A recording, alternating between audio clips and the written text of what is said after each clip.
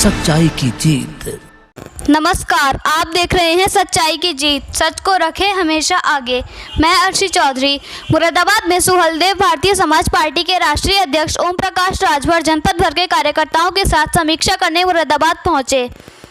2022 विधानसभा चुनाव को लेकर कार्यकर्ताओं के साथ ही पत्रकारों से वार्ता करते हुए बीजेपी पर तीखा हमला बोला।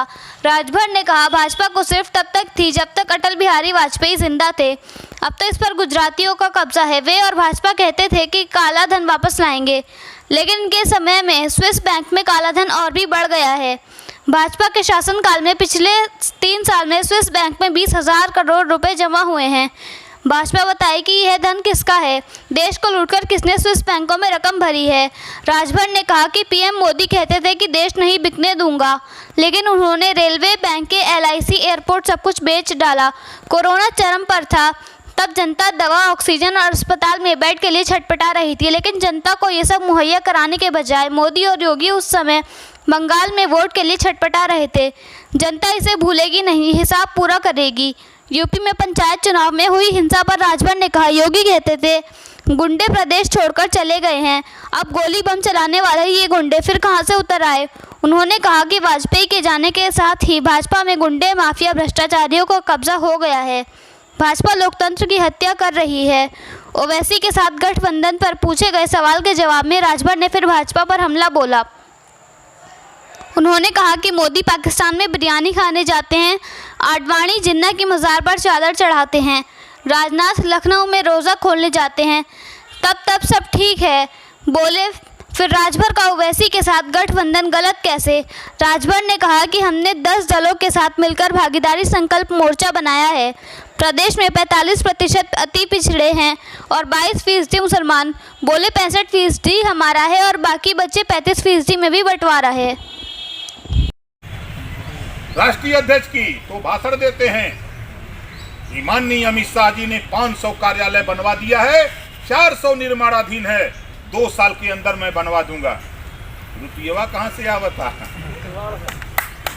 भगवान राम को धोखा दे दिया।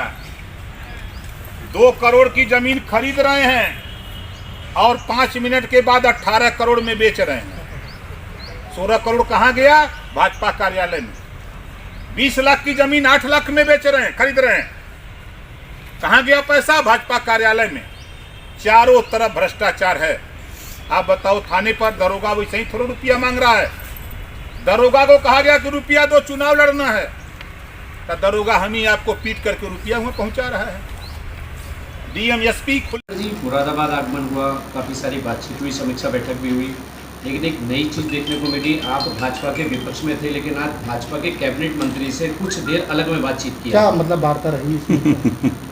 देखिए, मैं मिनिस्टर था, मेरे साथ वो थे, हमारा उनका व्यक्तिगत अपना संबंध है।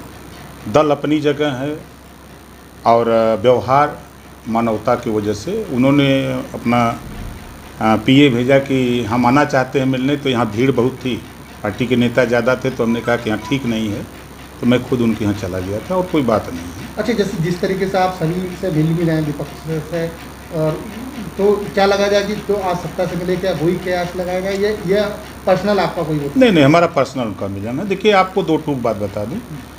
बीजेपी में जो नेता हैं, खासतौर से जो बैकवर्ड हों, चाहे सामान्य वर्ग के हों, चाहे शेड्यूल कास्ट के, जो भी हैं, हमारा जिनसे जब मैं मिनिस्टर था तो हमारा एक अच्छा संबंध था और उसी संबंध के निर्वहन को लेकर के हम मिलते जुलते हैं। राजनीति अपनी जगह है, उसमें नहीं। हम तो अभी भी कह रहा हूँ, उनके सामने भी मैं फ़ोन आया तो किसी प्रेस साथी से पूछा तो मैंने उनके सामने उत्तर दिया। अभी बैठक भी हुई, समीक्षा बैठक, क्या तैयारी को लेकर बैठक है और 2022 में आप किस तरीके से आगे चुनाव अपनी पार्टी से? देखिए, किस तरीके से लड़ेंगे? अभी लोग हमको हल्के वे में समझते हैं।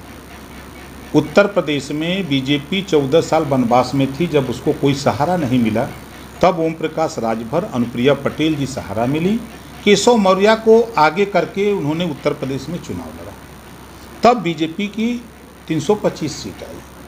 आज पूर्वांचल की 153 सीटें हैं, जहां हमारी खुद की आबादी, हमारी जाति की आबादी 12 से 22% वोट है अकेले।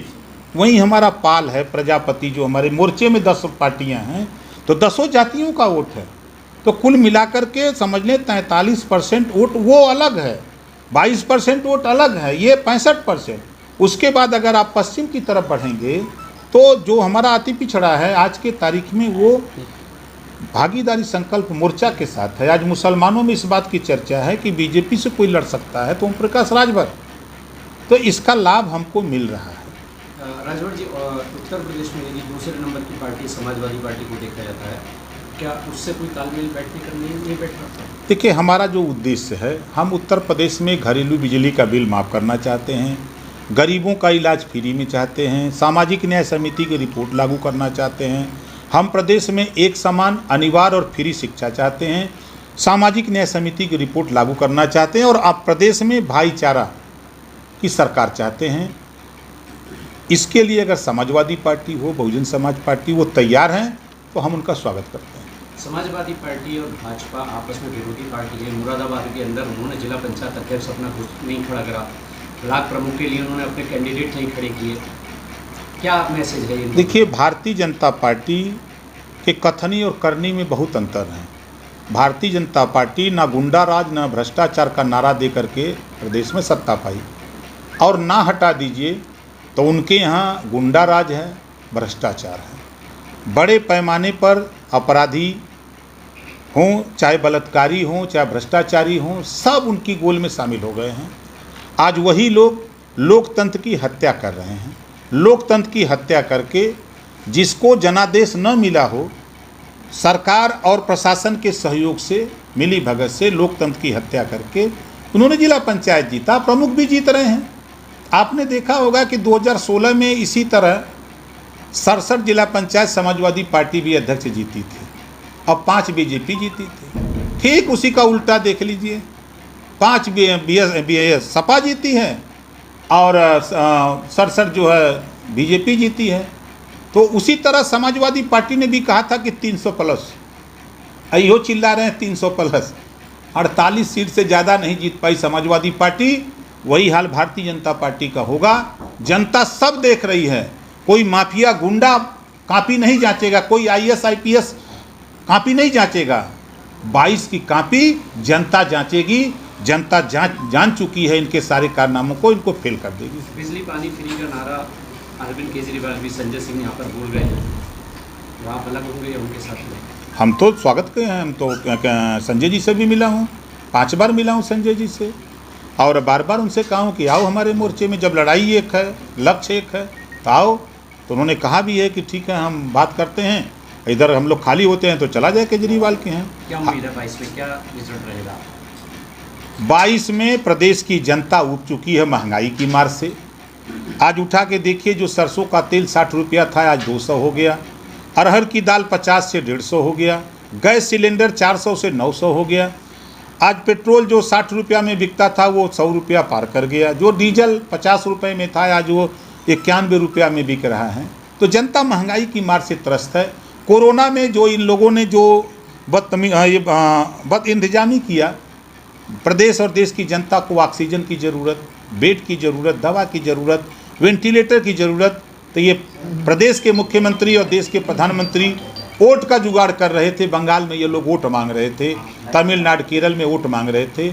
इस नाते जनता इनकी सब समझ गई है। अब जनता समय का इंतजार कर रही है।